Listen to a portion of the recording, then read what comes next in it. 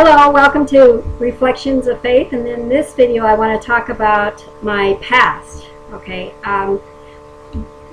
the story about me going to Montana the first time, ever since the God had told me that I'm going to be going back to Montana, it brought up a story that I've been telling people how I got there the first time. When I first started becoming dedicated to God and really pressing into Him, He would give me pieces of a puzzle of a person's life. And when I'd see that person, when I'd finally meet that person, I would know everything about them. I just would have a revelation about their life. I would know things about them. So having said that, I don't have my journal here about the time and frame and all that, but it was in 2006 that God had called me to go to Montana. And I'm going to tell you this story as quickly as I can. And when I went to Montana, I had called Montana. I had asked God to confirm that for me, and He said that He was, and I asked Him to give me $1,000. If I was really smart, I would have asked for a place to live and a job, but I didn't. And I asked Him for $1,000, and He came up within a couple of weeks with $1,000, because of course that was His will for me to go. I actually got more than $1,000. So I put my stuff in storage, as He had put on my heart to do, and just packed my car and off I went. When I got to Montana, there was a lot of miracles that had happened. I ran into my now mentor in a church. I knew what church I was supposed to go to. It was called Victory Valley Church in Kalispell, and that church was transferred over to a pastor, several pastors as a matter of fact, and I stayed with a gentleman whose wife had, I can't remember what it was. It wasn't MS. It was, I'll think about it later. But he had a daughter-in-law by the name of Carmen. Okay, I had seen Carmen, the singer Carmen, in concert at my church before I had left, and God had really blown that up to point to where it made a huge impression of my life. Every time that when I went to that concert, that story is it's a story all in and of itself, and I'm not even going to go into that. But He made a big impression with Carmen in that process, and the anointing that He had in that concert came down on me. This is the singer Carmen, the famous singer Carmen. Anyway, so after I had gotten to Montana, I had lived with a gentleman who had this $1 million house, and he had a daughter-in-law named Carmen, which I thought was kind of weird. But the pieces of the puzzle he was changing over, not from a man to a woman. So I know that this is hard to follow. But when I got there, I was selling a vitamin called Relive, and there was a newspaper called The Trader that I did an advertisement in, and people could get that free. And at the time, I was staying with a gentleman that I was doing in-home health care and taking care of him. I had just put all my stuff in storage, took my car, went there, and God just provided a place to stay. It's just an amazing story. I'll have to go back through my journals to get the details on that I detailed over time, but I'm just doing this off the cuff right now in my remembrance. To what I remember for this, I don't have the specific details and or the dates or time. But after I had placed this ad, a lady had called me on the phone, and she had said to me, is this, I answered the phone, I said hello, and she said, is this some kind of joke? Is this Dee Dryden? I said, yes it is. And she said, is this some kind of joke? And I said, excuse me? And she said, my name is Dee Dryden, and my mother has been after me and been on me that I have been selling a vitamin that was not the vitamin that she got me to be selling. And she said that she told me that I did an advertisement in The Trader, and I kept telling her I did not, for another vitamin called Relive. And she said my mother got me on this vitamin that isn't Relive, that she was upset thinking that I had gone behind her back and did another vitamin. And I said, I don't understand. She said, where are you from? And I said, I'm from South Dakota. And we got to talking a little bit, and she thought that was funny that we both had a vitamin and both our names was D. Dryden. I said, well, it would really be funny if your middle name was Ann. And she said, she stopped and there was a hesitation on the phone. She said, my name is Ann. My middle name is Ann. So now we have a lady, two women whose names are D. and Dryden, which I thought was, I knew at that point that God was working here. I didn't have it right at that moment, but we exchanged numbers and we thought it was funny, and we kind of got off the phone. We were going to stay in touch, and because we thought this was just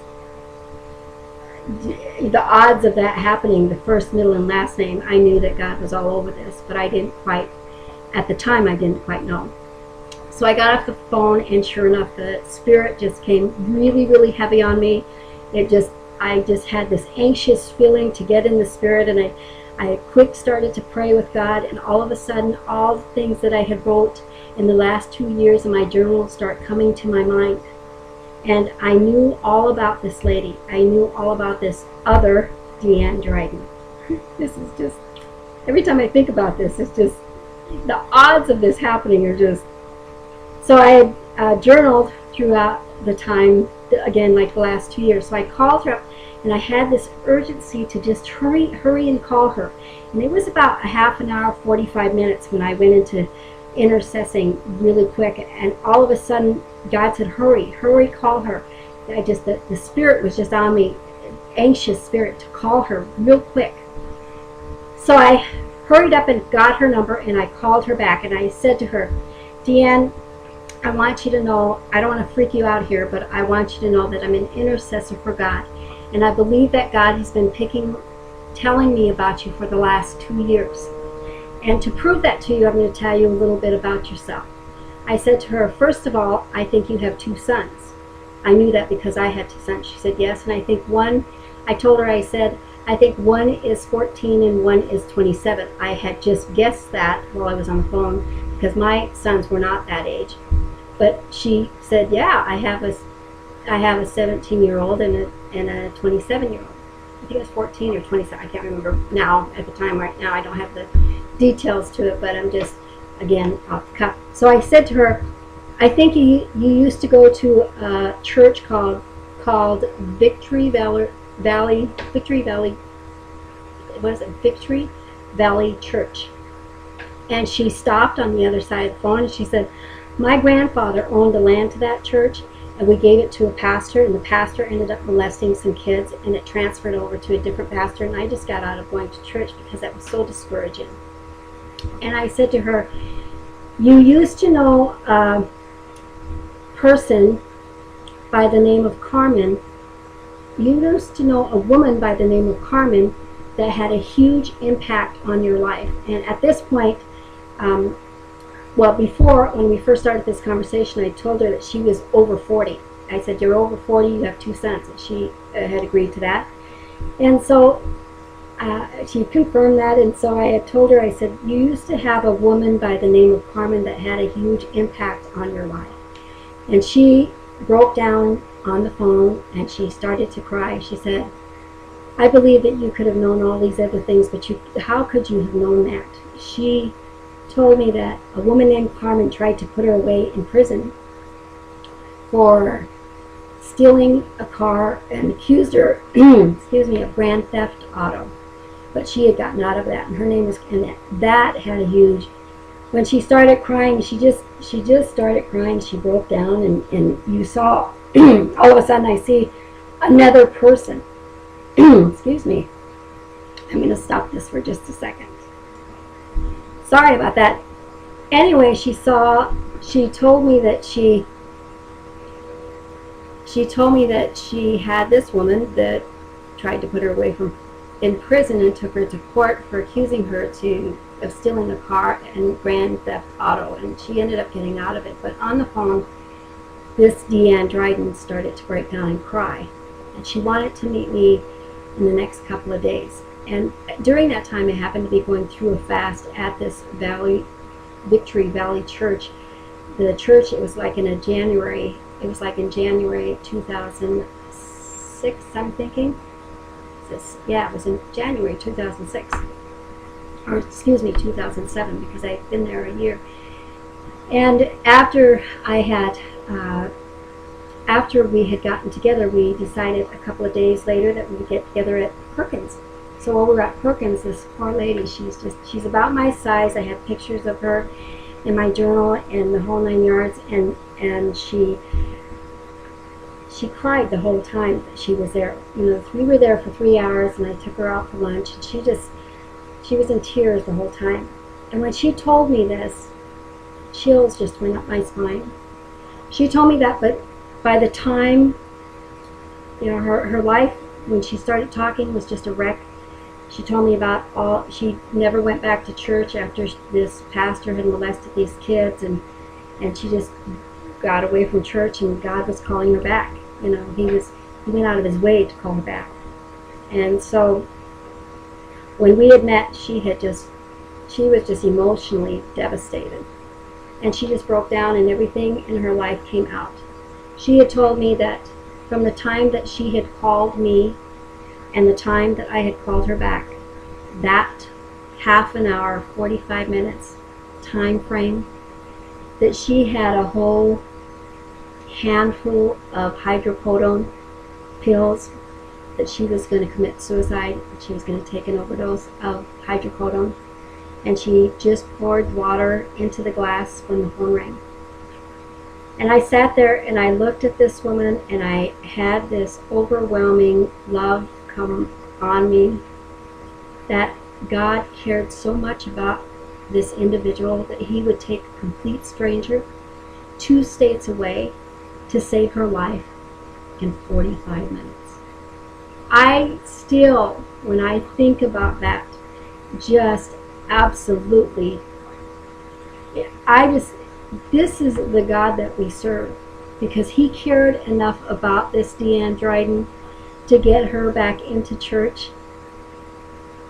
And it just gave me such a revelation about our God and how much he went out of his way for this woman.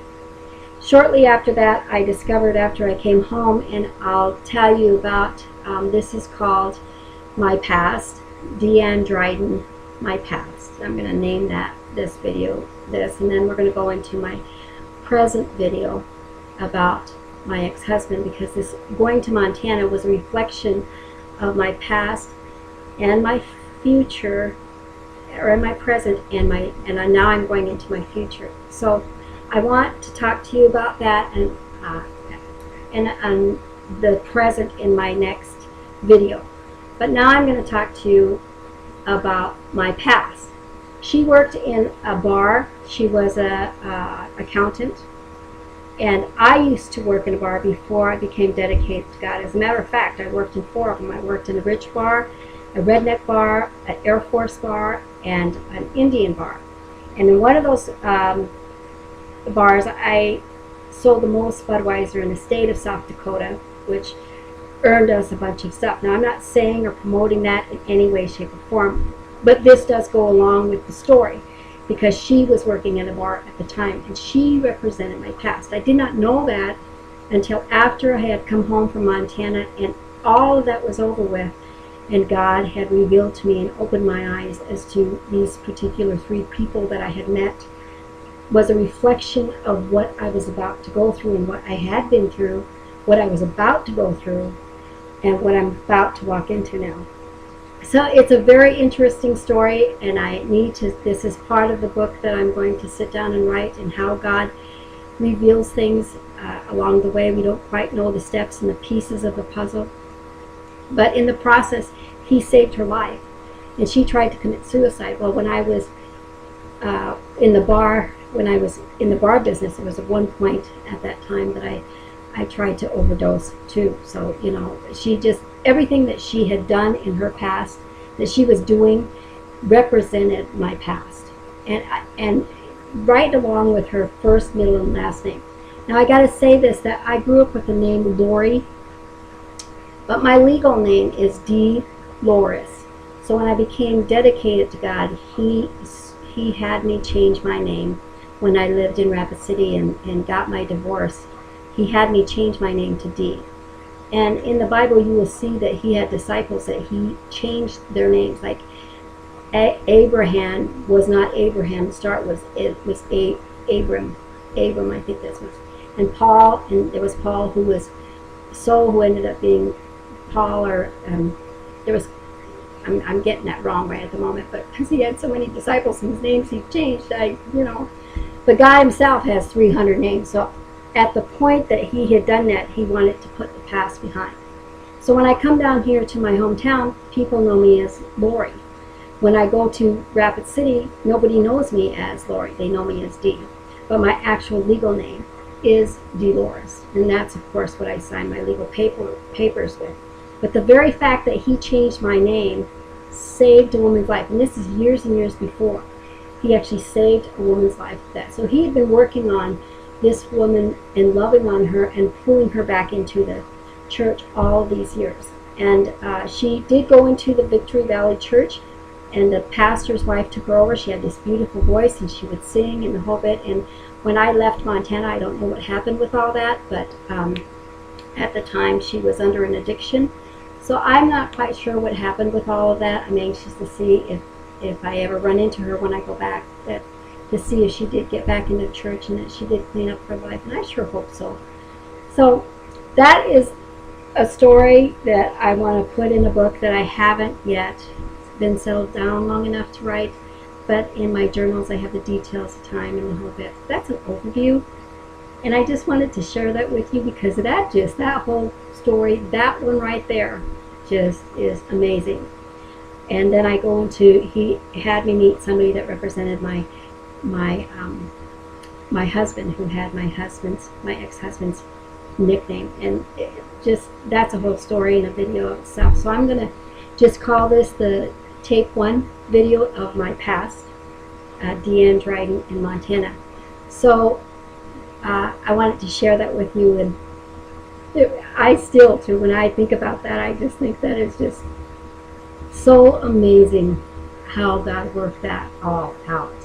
If he goes out of his way for one person like that, I can't imagine what, that just opens my mind. It just takes the limits off of my mind about God.